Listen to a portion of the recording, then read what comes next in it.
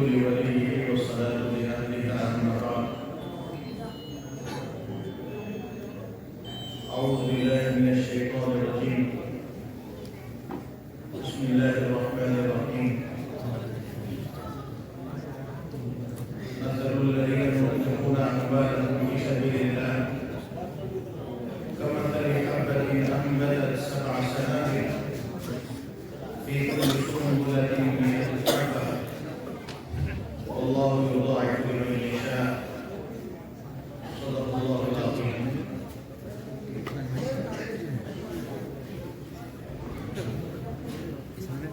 قال النبي صلى الله عليه وسلم: خيركم من تعلم القرآن وعلمه. وقال رسول الله صلى الله عليه وسلم: من سن سنة حسنة فله أجرها وأجر من عمل بها من غير أن ينقص من أجورهم شيئا، أو كما قال عليه الصلاة والسلام.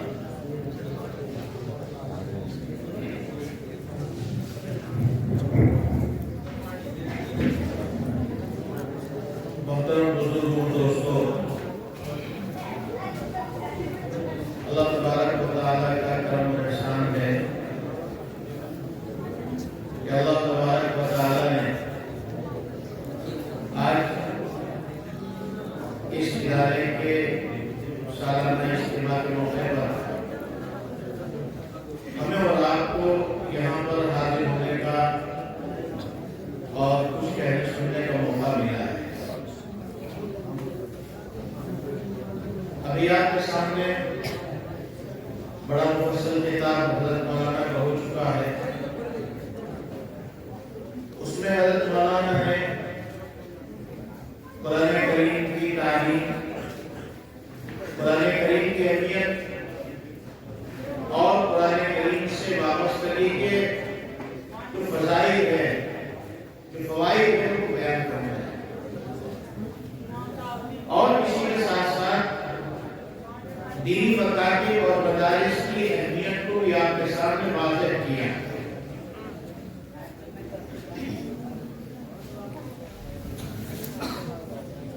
مناسب سمجھتا ہوں کہ اسی سلسلے کو آگے بڑھایا جائے. یہ مدارس یا یہ مکاتب جو ہمارے گاؤں گاؤں میں موجود ہیں،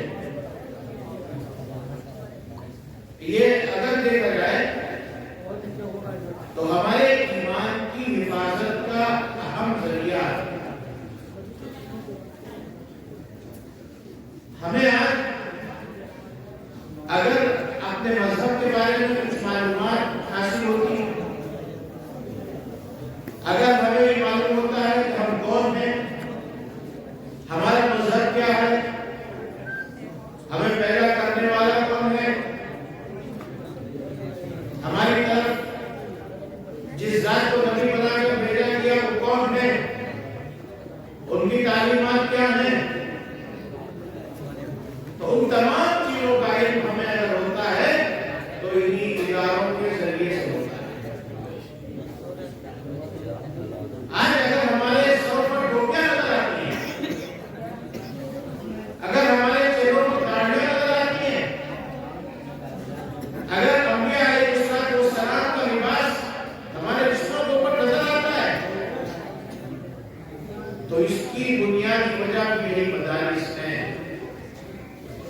ورنہ یاد رکھیے، یہ بات ذہن میں رہنی چاہیے کہ ہندوستان کے اندر جب انگریز آیا تھا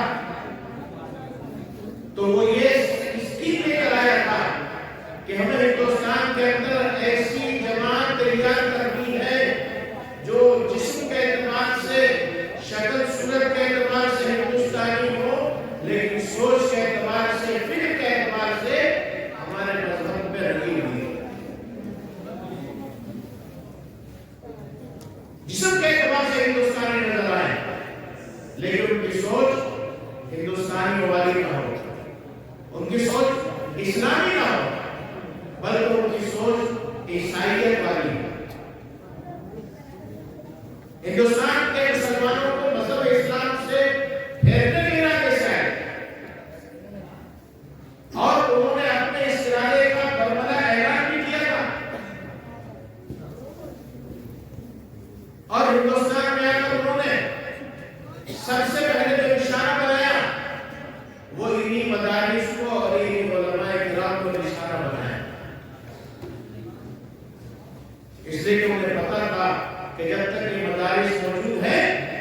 جب تک یہ علماء موجود ہیں یہ اپنی قوم کو مذہب اسلام کے بارے میں بتلاتے رہیں گے، اپنے قوم کو مذہب کے بارے میں آگاہ کرتے رہیں گے۔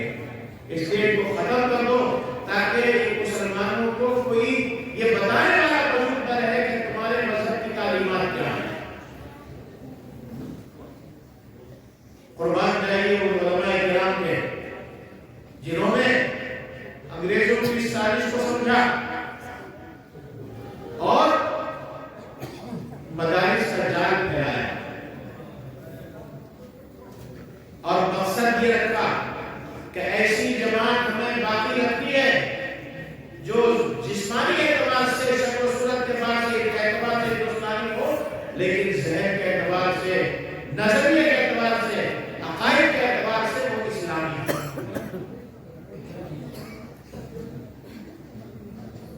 مسلمانوں کے ایمان کو بچانے کے لیے، ان کے ایمان کے تحفظ کے لیے ان مدارس کو قائم کیا گیا اور ملک میں جگہ جگہ ان مدارس کو پھیلایا گیا۔ اسی کی بدولت آج الحمدللہ اتنی بڑی تعداد کے اندر مسلمان نظر آتے ہیں۔ یہ نہیں ہے کہ مذہب اسلام کو کسی کو زبردستی تھوپا گیا ہو، کسی کو زبردستی مذہب اسلام کے اندر داخل کیا گیا ہو۔ کسی بھی دور کے اندر کسی بھی شخص کو اللہ کی عبادت کی طرف بلانے کے لیے، اللہ کی ربوبیت کا اقرار کرانے کے لیے کبھی مجبور نہیں کیا گیا۔ انبیاء علیہ السلام نے آ کر دعوت دی کہ اللہ کی عبادت کرو، اللہ کو ایک مانو، اللہ کو حاجت روا سمجھو، اللہ کے سامنے سر جھکاؤ، اللہ کے علاوہ کسی کے سامنے سر نہ جھکاؤ۔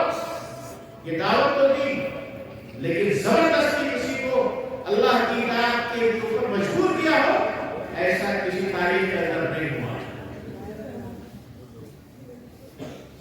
اور جب مذہب اسلام دنیا کے اندر نمودار ہوا تو اس مذہب اسلام کے ماننے والوں نے بھی کسی زمانے میں حضور اکرم صلی اللہ علیہ وسلم سے لے کر کے آج تک کوئی ایسا واقعہ نہیں ملتا ہے کہ کسی کو زبردستی مذہب اسلام کے اندر داخل کیا گیا۔ مذہب اسلام اگر پھیلا تو اہل اسلام کے اخلاق کی وجہ سے پھیلا، ان کے کردار کی وجہ سے پھیلا، ان کے معاملات کی صفائی کی وجہ سے پھیلا۔ حضور اکرم صلی اللہ علیہ وسلم کے حالات پڑھیے، حضور کے ساتھ دشمنان اسلام نے کیسا کیسا سلوک کیا، کیسی کیسی تکالیف پہنچائی، لیکن حضور اکرم صلی اللہ علیہ وسلم نے کسی کے ساتھ کوئی سختی نہیں کی، کسی نے بدلہ نہیں لیا، کسی کے لیے اپنی زبان سے کوئی برا لفظ نہیں نکالا۔ یہاں تک کہ طائف کے میدان میں جب آپ پتھروں کی بارش ہو رہی تھی اور آپ کا جسم اکرم خون سے لبریز ہو گیا تھا، اس وقت بھی آپ نے اپنی قوم کو ان کو بددعا نہیں دی اور بلکہ دعا دے رہے تھے، اللہم اہد قومی فإنہم لا یعلمون، اے اللہ میری اس قوم کو ہدایت دے دیجیے، مجھے پہچانتے نہیں ہیں۔ حالانکہ یہ موقع تھا کہ حضرت جبرائیل علیہ السلام جو اللہ کے فرشتے ہیں حضور کے پاس آئے اور آ کر کے عرض کیا کہ اے محمد، اللہ تعالیٰ نے مجھے بھیجا ہے، اگر آپ اجازت دیں تو میں طائف والوں کو ان کے پہاڑوں کے بیچ میں مسل کر رکھ دوں گا۔ چونکہ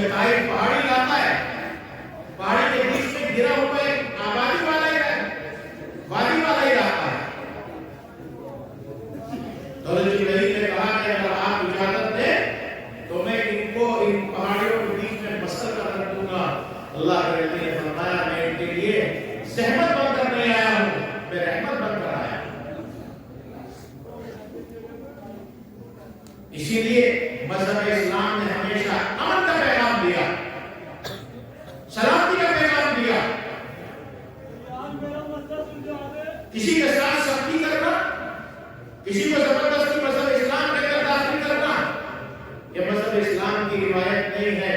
قرآن کریم میں صاف طور پر فرما دیا گیا ہے لا اکراہ فی الدین، دین قبول کرنے کے لیے کسی پر زبردستی نہیں کی جا سکتی ہے، کسی کو زبردستی مذہب اسلام کے اندر داخل نہیں کیا جا سکتا۔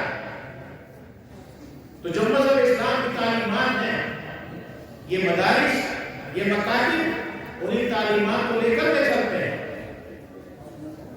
جن جن علاقوں کے اندر یہ مدارس قائم ہیں، ان علاقوں کے اندر اپنے ماننے والوں کو، اہل ایمان کو سلامتی کا پیغام دیتے ہیں، امن کا پیغام دیتے ہیں، لوگوں کو بتلاتے ہیں کہ اپنے برادران وطن کے ساتھ، اپنے ملک کے باشندوں کے ساتھ کیسے رہنا ہے، کیسے پیار محبت کے ساتھ رہنا ہے۔ اگر کسی بستی کے اندر مختلف مذاہب کے لوگ موجود ہوں اور مذاہب کے لوگوں کا احترام کرنا ہے، یہاں تک کہ ہمارے پڑوس میں اگر دوسرے مذہب کا آدمی رہتا ہے تو جیسے اپنے ہم مذہب پڑوسی کے ساتھ ہمیں اچھا سلوک کرنا ہے، ایسے ہی اگر دوسرے مذہب والا پڑوسی ہے اس کے ساتھ بھی اچھا سلوک کرنا ہے۔ مذہب اسلام اس اعتبار سے کوئی بھید بھاؤ نہیں سکھاتا ہے، مذہب کی بنیاد پر تفریق نہیں کراتا ہے، ہر ایک کے حقوق مذہب اسلام نے متعین کی ہے۔ تو یہ مدارس جو ہیں یہ ہمارے ایمان کی سلامتی کے ضامن ہیں۔ جیسے اس زمانے کے اندر کوشش ہوگی کہ مسلمانوں کو آہستہ آہستہ مذہب اسلام سے دور کیا جائے، آج بھی وہ کوششیں چل رہی ہیں۔ ہمارے جو بچے اسکولوں کے اندر جاتے ہیں، ان اسکولوں کے اندر ان کو آہستہ آہستہ دوسرے مذاہب کی تعلیمات دی جا رہی ہیں۔ مسلمان کو اپنے مذہب کی تعلیم اسکولوں میں نہیں ملتی ہے، اپنے مذہب کی تعلیم ان کو نہیں بتائی جاتی ہے، بلکہ دوسرے مذاہب کی تعلیم بتائی جاتی ہے، ان کے طریقہ عبادت بتائے جاتے ہیں۔ نتیجہ ہوتا ہے کہ ہمارے بچوں کے ذہنوں کے اندر وہ چیزیں جم جاتی ہے، اس سے خدشہ اس بات کا ہوتا ہے کہ آنے والی نسلوں کا ایمان محفوظ نہ رہے۔ اس لیے آج کے دور کے اندر بھی مدارس کی اہمیت بڑھ جاتی ہے۔ ہم اپنے بچوں کو اگر اسکولوں کے اندر بھیجتے ہیں، کالجوں کے اندر بھیجتے ہیں، ضرور بھیجیں، لیکن اس کے ساتھ ضرورت اس بات کی ہے کہ ہمارے بچے مدارس اور مکاتب کے اندر بھی آئیں، مکاتب سے کا تعلق ہو، مدارس سے تعلق ہو، تاکہ کوئی پتہ چلے کہ ہمارا مذہب ہم سے کیا چاہتا ہے، ہمیں اللہ نے دنیا کے اندر کس لیے بھیجا ہے، اللہ نے ہمیں قرآن دیا تو کس لیے دیا۔ یہ ہمیں اسکولوں سے نہیں معلوم ہوگا، یہ ہمیں معلوم ہوگا ایک مدارس سے۔ ہم دنیا کے اندر جو آئے ہیں جانوروں کی طرح نہیں، جن کا مقصد کچھ نہیں ہے، صرف کھانا ہے، پینا ہے، سونا ہے، جاگنا ہے۔ ہماری زندگی ایک مقصدی زندگی ہے، اللہ نے ہمیں کسی کام کے لیے بھیجا ہے۔ یہ دنیا ہمارا ہمیشہ کا گھر نہیں ہے، اس دنیا کے اندر ہماری حیثیت ایسی ہے جیسے ہم کسی دوسرے ملک کے اندر کچھ دن کے لیے جاتے ہیں۔ مثلا ہندوستان کے باشندے ہم ملازمت کے لیے، تجارت کے لیے، گھومنے کے لیے کسی دوسرے ملک میں جاتے ہیں، تو جس ملک میں جاتے ہیں وہاں کی ایمبیسی سے ہمیں ویزا لینا پڑتا ہے، اور جتنی مدت کا ویزا ملتا ہے اتنی مدت اس ملک کے اندر تیار کر کے پھر واپس لوٹنا اپنے ملک میں پڑتا ہے۔ اس مدت سے زیادہ اس ملک کے اندر نہیں رہ سکتے۔ ایسے ہی ہمارا یہ دنیا کا جو قیام ہے، یہ دنیا جو ہے یہ ہمارا اصلی وطن نہیں ہے، بلکہ ہمارا اصلی وطن آخرت ہے، جو اس دنیاوی زندگی کے بعد ہمیں ملنے والا ہے۔ یہاں دنیا کے اندر ہمیں بھیجا گیا اس وقت کی تیاری کے لیے،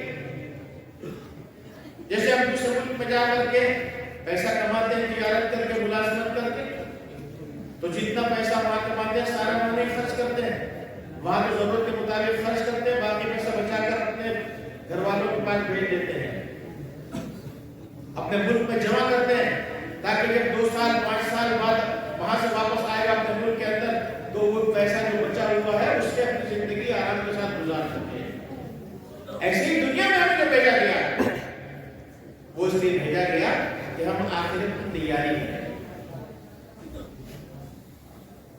آخرت کی تیاری کے لیے ہمیں بھیجا گیا۔ یہ دنیا دارالعمل ہے، کام کرنے کی جگہ ہے، اس کا جو اصل انعام ہمیں ملے گا، یہاں جو اچھا کام کرے گا اس کا انعام آخرت میں ملنے والا ہے، یہاں برا کام کرے گا اس کی سزا آخرت کے اندر ملنے والی ہے۔ تو یہ ہمیں کب معلوم ہوگا؟ جب ہم ان علماء کی مجلس میں بیٹھیں گے، ان علماء سے ملاقات کریں گے، ان مکاتب و مدارس سے اپنے تعلق کو قائم کریں گے۔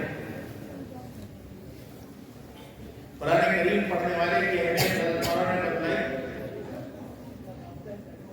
ایک صحابی ہے حضرت ابو ذر غفاری رضی اللہ تعالیٰ، بہت بڑے صحابی ہیں۔ روایت میں آتا ہے ایک دفعہ حضور اکرم صلی اللہ علیہ وسلم کے پاس حضرت جبرائیل علیہ السلام تشریف لائے۔ حضرت جبرائیل اللہ کا حکم لے کر قرآن آیات لے کر آتے ہیں، تو ابھی حضرت جبرائیل حضور کے پاس بیٹھے ہوئے تھے کہ ابو ذر غفاری دور سے آتے ہوئے دکھائی دیے، تو جبرائیل نے حضور سے عرض کیا کہ یا رسول اللہ ابو ذر آ رہے ہیں۔ حضور نے پوچھا کہ تمہیں کیا معلوم ابو ذر، تم پہچانتے ہو ابو ذر کو؟ تو حضرت جبرائیل نے جواب دیا کہ یا رسول اللہ ابو ذر کو دنیا والے اتنا نہیں جانتے جتنے آسمان والے جانتے ہیں، یعنی فرشتے ابو ذر کو جتنا زیادہ جانتے ہیں اتنا زیادہ انسان نہیں جانتے۔ حضرت جبرائیل نے جب یہ بات کہی تو اللہ کے نبی نے پوچھا کہ اس کی کیا وجہ ہے؟ تو حضرت جبرائیل علیہ السلام نے فرمایا کہ ابو ذر کے اندر 2 باتیں ہیں، ایک تو یہ کہ وہ قرآن کریم زیادہ پڑھتے ہیں، اور دوسرے یہ کہ وہ اپنے آپ کو نیکی کرنے کے باوجود حقیر سمجھتے ہیں، بڑائی نہیں ان کے مزاج کے اندر۔ ایک حدیث میں آتا ہے اللہ کے نبی صلی اللہ علیہ وسلم نے فرمایا کہ جس گھر کے اندر قرآن کریم کی تلاوت ہوتی ہے وہ گھر آسمان والوں کو اس طرح چمکتا ہوا نظر آتا ہے جس طریقے سے زمین والوں کو رات کے وقت آسمان میں ستارے چمکتے ہوئے۔ رات کو جب چاروں طرف اندھیرا ہو جاتا ہے تو آسمان پر اللہ نے جو ستارے بنا رکھے ہیں وہ کتنے خوبصورت لگتے ہیں۔ تو جیسے خوبصورت زمین والوں کو ستارے نظر آتے ہیں، ایسے ہی زمین کے اندر جس گھر کے اندر قرآن کریم کی تلاوت ہوتی ہے آسمان والوں کو وہ گھر ایسا ہی چمکتا ہوا نظر آتا ہے۔ قرآن کے ساتھ ہمارا تعلق مضبوط ہونا چاہیے، قرآن کی کثرت کے ساتھ تلاوت ہونی چاہیے، اس لیے کہ قرآن کریم ہماری زندگی کے لیے بھی کام آنے والا ہے اور ہمارے مرنے کے بعد بھی کام آنے والا ہے۔ اگر ہم اپنے بچوں کو قرآن پڑھائیں گے اس کا فائدہ کیا ہوگا؟ علامہ جلال الدین سیوطی رحمۃ اللہ علیہ بہت بڑے عالم گزرے ہیں، انہوں نے ایک واقعہ لکھا ہے کہ ایک صاحب کی والدہ کا انتقال ہو گیا، وہ صاحب حافظ قرآن تھے، والدہ کے انتقال کے بعد روزانہ والدہ کی قبر پر جا کر قرآن کریم پڑھا کرتے تھے۔ ایک دن خواب میں والدہ آئی اور آ کر کے اپنے بیٹے سے کہا کہ اے بیٹے ایک درخواست کرنی ہے۔ انہوں نے پوچھا کہ کیا؟ تو کہنے لگی درخواست یہ ہے کہ جب تم میری قبر پر آتے ہو تو تھوڑی دیر خاموش کھڑے رہا کرو، میں تمہیں دیکھتی ہوں یہ سکون ہو جاتا ہے، لیکن ہوتا کیا ہے تم آتے ہی قرآن پڑھنا شروع کر دیتے ہو تو تمہارے منہ سے لے کر کے آسمان تک اتنا نور ہوتا ہے کہ مجھے تمہارا چہرہ نظر نہیں آتا ہے۔ اس لیے میں چاہتی ہوں کہ جب تم میری قبر پر آؤ تو کچھ دیر وہاں خاموش کھڑے رہا کرو تاکہ میں تمہیں دیکھ کر کے سکون حاصل کروں۔ دنیا سے جانے کے بعد بھی ماں باپ اپنی اولاد سے غیر متعلق نہیں ہوتے، ان کی فکر میں رہتے ہیں۔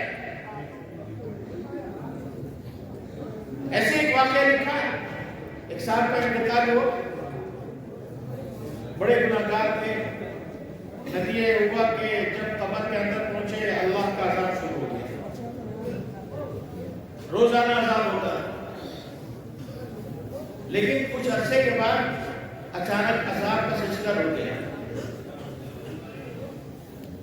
تو انہوں نے پوچھا فرشتوں سے کہ بھئی آج کیا ہوا، آج عذاب کیوں نہیں دے رہے ہو؟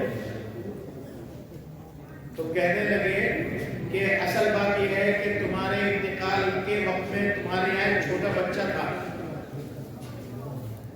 اب وہ بچہ اتنا بڑا ہو گیا ہے کہ وہ مکتب میں آج پڑھنے کے لیے گیا اور اس نے مکتب کے حافظ صاحب سے بسم اللہ الرحمن الرحیم پڑھنا سیکھا ہے، جس کے معنی آتے ہیں میں شروع کرتا ہوں اس اللہ کے نام سے جو بڑا مہربان ہے اور بہت رحم کرنے والا ہے۔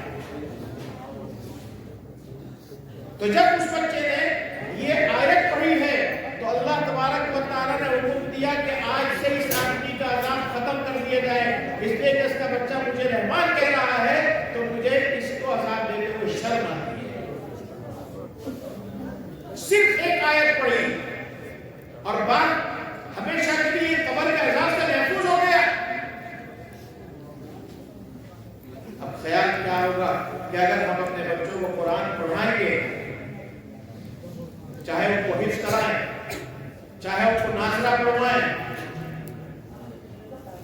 تو جب جب وہ قرآن کریم پڑھیں گے تو ان کی زبان پر اپنے ماں باپ کے لیے ایصال ثواب کے الفاظ ہوں گے، اپنے ماں باپ کی مغفرت کی دعا کریں گے، اپنے ماں باپ کو ثواب پہنچائیں گے، اور اگر ثواب نہ بھی پہنچایا، ماں باپ کے لیے دعا نہیں بھی کی، تو ان کا تلاوت کرنا ہی ماں باپ کے لیے نفع کا ذریعہ ہے۔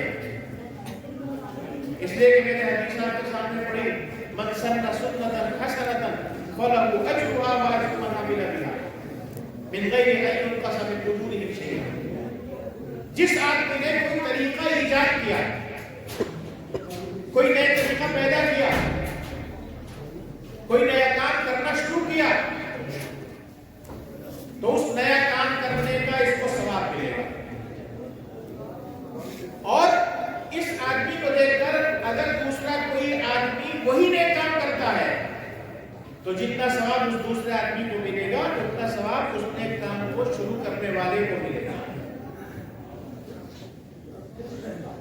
اس کو دیکھ کر ایک آدمی وہ کام کرے، 2 آدمی کام کرے، 10 آدمی کام کرے، 100 آدمی کام کرے، 1000 آدمی کام کرے، جتنے لوگ اس کام کو کرتے چلے جائیں گے جتنا ثواب ان کو ملے گا جتنا ثواب اس آدمی کو ملتا چلا جائے گا جس نے اس کام کی شروعات کی۔ بچوں کو قرآن پڑھایا کس نے؟ ماں باپ نے پڑھوایا۔ تو اس لیے بچہ جب جب قرآن پڑھے گا تب تب ماں باپ کے اعمال نامے کے اندر ثواب لکھا جائے گا۔ ہم نے بچے کو نماز پڑھنا سکھایا، جب جب بچہ نماز پڑھے گا بچے کو جتنا ثواب ملے گا اتنا ثواب ہمارے اعمال نامے کے اندر آئے گا۔ ہم نے بچے کو سچ بولنا سکھایا، ہم نے بچے کو سکھایا کہ تمہیں زکات دینی ہے، تو جب جب بچہ زکات دے گا اس کا ثواب جتنا اس کو ملے گا اتنا ثواب ماں باپ کو ملے گا۔ اس لیے ہمیں فکر کرنی چاہیے اس بات کی کہ ہمارا جو بچہ ہے وہ مذہبی تعلیمات سے محروم نہیں ہونا چاہیے، اس کو مذہبی معلومات ملنی چاہیے۔ جیسے ہماری فکر یہ ہوتی ہے کہ اپنی اولاد کو اتنا کامیاب بنا دیں کہ ہمارے مرنے کے بعد انہیں دنیا کے اندر کوئی پریشانی نہ ہو۔ ایک بزنس مین ہے، اس کی کوشش ہوتی ہے کہ میری اولاد کامیاب بزنس مین بن جائے۔ ایک سیاستدان ہے، وہ یہ چاہتا ہے کہ میری اولاد بھی سیاستدان بن جائے، وہ دنیا کے اعتبار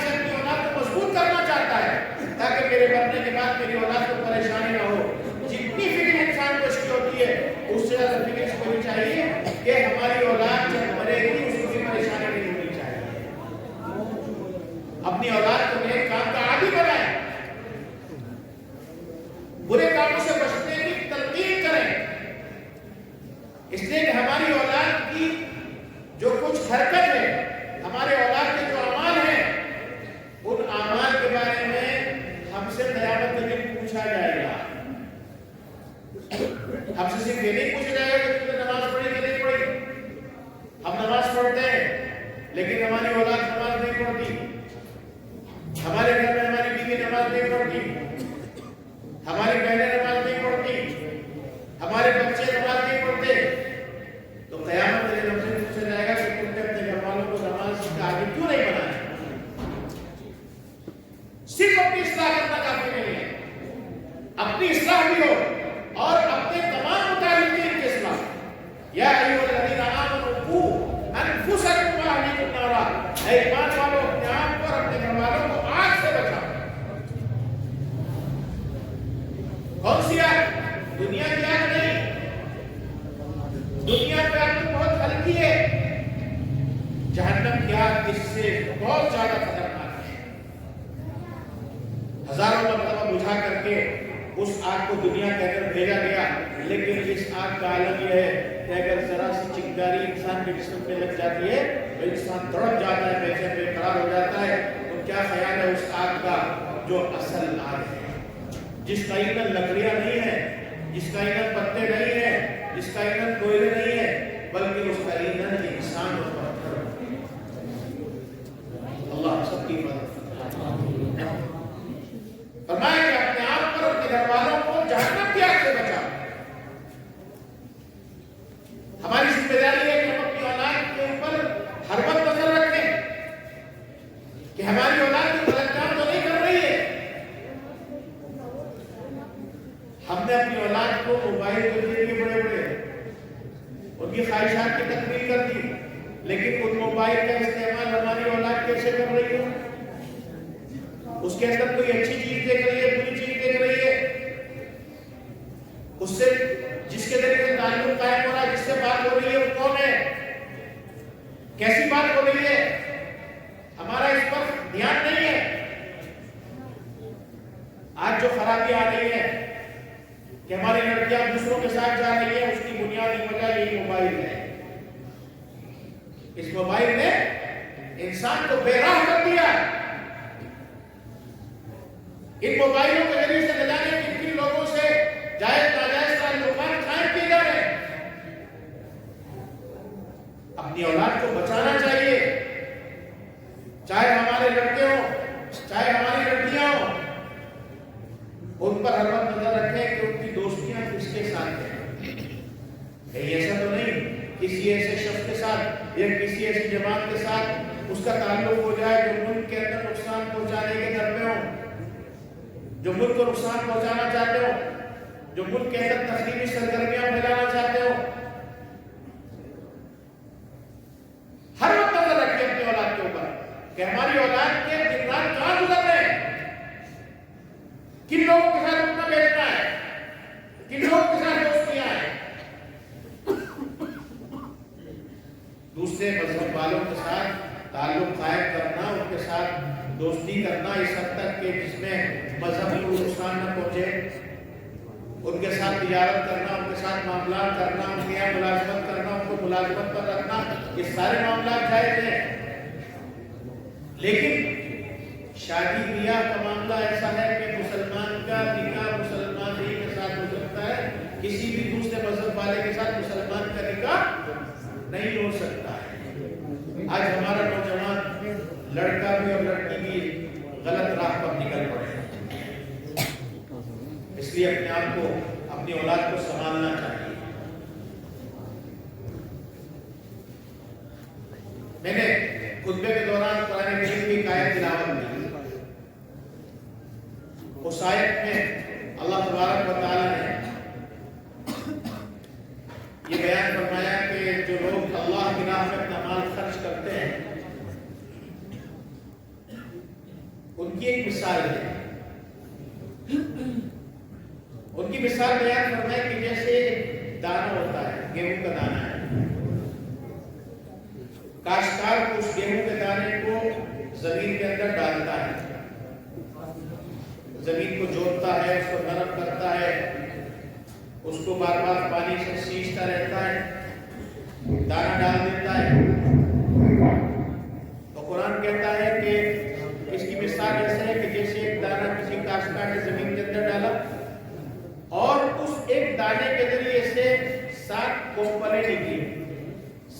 بالیاں نکلی گیہوں کی اور ہر بالی کے اندر 100 دانے نکل آئے. ایک دانہ زمین کے اندر ڈالا تھا، اس ایک دانے سے 700 دانے پیدا ہو جاتے ہیں. لیکن یہ کب ہوتا ہے؟ اس کے اندر 3 شرطیں ہوتی ہیں. ایک یہ کہ دانہ اچھا ہو، اس میں کیڑا لگا ہوا نہ ہو. دوسرے یہ کہ زمین بنجر نہ ہو، زمین کے اندر پیداوار کی صلاحیت ہو. اور تیسرے یہ کہ جو دانہ ڈال رہا ہے اسے معلوم ہو کہ دانہ کس طریقے سے زمین کے اندر ڈالا جاتا ہے. اگر یہ 3 شرطیں ہیں تو اس ایک دانے سے 700 دانے اللہ تبارک و تعالیٰ پیدا فرماتے ہیں. ایسے ہی جو آدمی اللہ کی راہ میں مال خرچ کرتا ہے، 1 روپیہ اگر کسی آدمی نے اللہ کی راہ میں مال خرچ کیا، اس کے اندر بھی 3 شرطیں ہیں. ایک شرط یہ کہ حلال مال ہو، دوسرے کہ اللہ کی رضامندی کے لیے ہو، تیسرے کے لیے کہ جہاں پر اللہ نے خرچ کرنے کا حکم دیا ہے وہاں پر خرچ کر رہا ہو. اگر یہ 3 شرطیں پائی جا رہی ہیں تو 1 روپیہ اگر کوئی انسان خرچ کرتا ہے، اللہ تعالیٰ اس کو 700 روپیہ خرچ کرنے کا ثواب عطا کرتا ہے. اللہ تعالیٰ ہمارے ساتھ کتنے کرم کرنے والے ہیں، کتنے رحم کرنے والے ہیں کہ اللہ نے ویسے بھی ہماری ہر عبادت کو، معمولی عبادت کو زیادہ قیمت دے کر کے خریدا. ہم 1 نماز پڑھتے ہیں 10 نمازوں کا ثواب، 1 روزہ رکھتے ہیں 10 روزوں کا ثواب. جو بھی نیک کام کرتے ہیں ہر نیکی پر 10 گنا ثواب اللہ تبارک و تعالیٰ عطا فرماتے ہیں. لیکن جو مال اللہ کی راہ میں خرچ کیا جاتا ہے اس پر جو اجر ملتا ہے وہ 10 گنا نہیں ملتا ہے، 700 گنا سے سٹارٹنگ ہوتی ہے. 1 روپے پر 700 روپے کا اجر ملتا ہے. اور اس کو بھی اللہ نے فرمایا کہ 700 گنا نہیں بلکہ اللہ جتنا چاہے اس میں اضافہ کر دیتے ہیں. جتنا ہم اخلاص کے ساتھ خرچ کریں گے اللہ تعالیٰ ہمارے اخلاص کی برکت سے اس میں اجر و ثواب بڑھاتے چلے جائیں گے. اس لیے کہ اللہ کے خزانوں کے پاس کمی نہیں ہے، اللہ کے خزانوں میں کمی نہیں ہے. دنیا بھر کے اندر جتنے خزانے ہیں، زمین کے ایک کونے سے لے کر کے دوسرے کونے تک، اور ان 7 زمینوں کے اندر اور 7 آسمانوں کے اندر جتنے خزانے اللہ تبارک و تعالیٰ نے پیدا فرمائے ہیں، یہ تو بہت معمولی حصہ ہے اس خزانے کا جو اللہ تبارک و تعالیٰ کے پاس موجود ہے.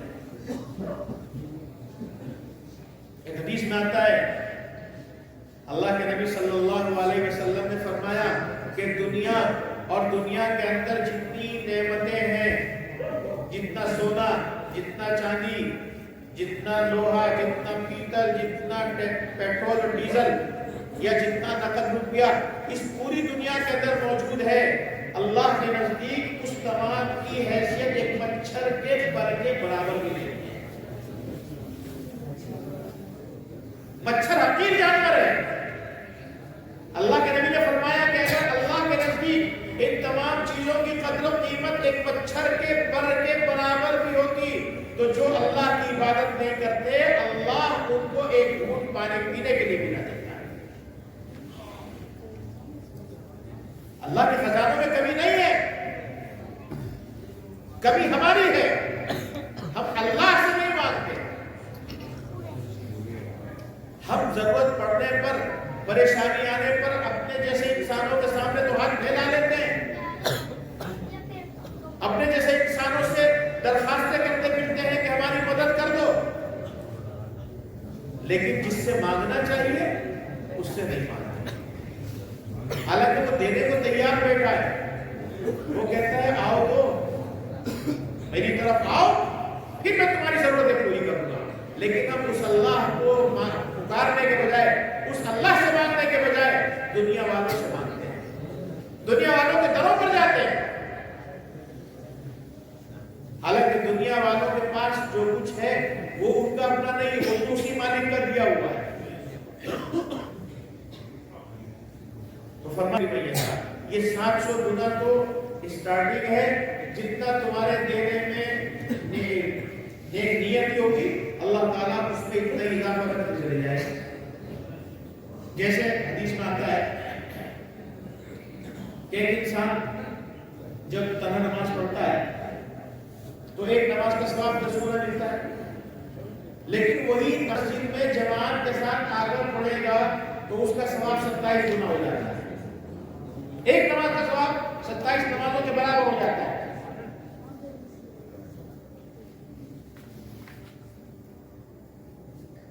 وہی نماز اگر جامع مسجد میں جا کر پڑھتا ہے تو اس کا ثواب 500 نمازوں کے برابر ہو جاتا ہے. وہی نماز اگر مسجد اقصی میں جا کر بیت المقدس میں جا کر پڑھتا ہے تو ایک نماز کا ثواب 25,000 نمازوں کے برابر ہے. وہی ایک نماز مسجد نبوی میں جا کر پڑھتا ہے، مدینہ منورہ میں جو مسجد نبوی ہے اس میں رسول اکرم صلی اللہ علیہ وسلم آرام فرمائے، اس مسجد میں جا کر پڑھتا ہے تو ایک نماز کا ثواب 50,000 نمازوں کے برابر ملتا ہے. اور جو آدمی بیت اللہ والی مسجد میں جا کر، مسجد حرام میں جا کر نماز پڑھتا ہے، ایک نماز کا ثواب 1,00,000 نمازوں کے برابر ملتا ہے. اللہ دینے میں کمی نہیں کرتا، ہم لینے میں کمی کر دیتے ہیں. جتنے اخلاص کے ساتھ ہم اللہ کی راہ میں مال خرچ کریں گے اللہ تعالیٰ اتنا ہی اجر عطا فرمائیں گے. ایک حدیث میں آتا ہے کہ جب ایک غزوے کا موقع تھا، مسلمانوں کے حالات کمزور تھے، تو حضور اکرم صلی اللہ علیہ وسلم نے حکم فرمایا کہ بھائی جس کے پاس جو کچھ لے کر آ جاؤ. چنانچہ ایک صحابی آئے اور انہوں نے حضور اکرم صلی اللہ علیہ وسلم کو ایک تھیلی روپیوں سے بھری ہوئی تھی، اور ان کو دیکھ کر کے دوسرے صحابہ بھی اپنے گھروں کے اندر گئے اور جس کے پاس جو کچھ تھا وہ لے کر کے آ گیا. تو اس موقع پر اللہ کے نبی نے فرمایا تھا من سن سنۃ حسنۃ فلہ اجرها. جس آدمی نے سب سے پہلے دینے کا سلسلہ شروع کیا اس کو اپنے دینے کا ثواب ملے گا ہی. اس کو دیکھ کر جتنے لوگوں نے دیا ہے ان کا ثواب، ان کو بھی ثواب ملے گا اور اتنا ہی ثواب اس آدمی کو بھی ملے گا جسے سب سے پہلے لا کر دیا گیا. اور یہ اللہ کی راہ میں مال خرچ کرنا بظاہر ہماری جیب سے پیسہ نکل رہا ہے، لیکن یاد رکھیے یہ پیسہ ضائع نہیں جا رہا ہے، یہ اللہ تبارک و تعالیٰ کے بینک میں جمع ہو رہا ہے. یہ پیسہ اس دن ہمارے کام آئے گا جس دن ہماری یہ آنکھ بند ہو جائے گی، جس دن ہماری نمازیں بند ہو جائیں گی، ہمارے روزے بند ہو جائیں گے، ہمارا چلنا پھرنا بند ہو جائے گا. اس دن اللہ کے یہاں وہ رجسٹر کھلے گا، اللہ کے یہاں کا وہ بینک کھلے گا جس بینک کے اندر ہماری نیکیاں محفوظ ہیں. یہ مال ہمیں جو ملا، یاد رکھیے قرآن کہتا ہے وَمِمَّا رَزَقْنَاهُمْ يُنْفِقُونَ، یہ ہماری دی ہوئی روزی میں سے خرچ کرتے ہیں. ہم تو جب دنیا کے اندر رہے تھے خالی ہاتھ تھے، ہمارے جسم پر لباس نہیں تھا، برہنہ تھے، ننگے تھے، بالکل خالی ہاتھ تھے، ایک پیسہ ہمارے ساتھ نہیں تھا. اور جب اس دنیا سے جائیں گے تب بھی ہم خالی ہاتھ جائیں گے. ہمارا جو لباس آخری ہوگا اس میں جیب نہیں ہوگی. خالی ہاتھ آئے تھے، خالی ہاتھ جائیں گے. دنیا کے اندر جو کچھ ملا ہے، جو مال اللہ نے ہمیں دیا ہے، اس میں سے مال وہی کام کا ہے جو ہم نے اللہ کی راہ میں خرچ کر دیا، یا وہ مال کام کا ہے جس کو ہم نے اپنے اوپر خرچ کر دیا. ورنہ جو مال ہم نے بچا کر کے تجوریوں کے اندر رکھا ہوا وہ ہمارا نہیں ہے. ہم نے تو زندگی میں اس سے فائدہ اٹھایا نہیں. ہماری آنکھ بند ہو گئی تو فائدہ کون اٹھائے گا؟ ہمارے بعد جو لوگ ہیں، ہمارے بچے ہیں، ہمارے بھائی بہن ہیں، وہ اس مال سے فائدہ اٹھائیں گے. اس مال سے ہمیں کوئی فائدہ نہیں ہوا. اس لیے مال وہی انسان کے لیے نافع ہے جس کو یا تو اس نے کھا لیا یا جس کو اللہ کے راہ میں اندر مال جس کو خرچ کر دیا. ایک بزرگ تھے،